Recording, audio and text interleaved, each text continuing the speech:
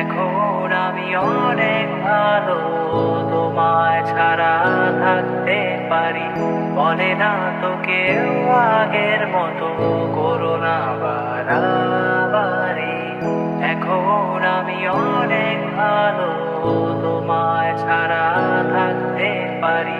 বলে না তো কেউ আগের মতো করো না বাড়াবাড়ি। আমার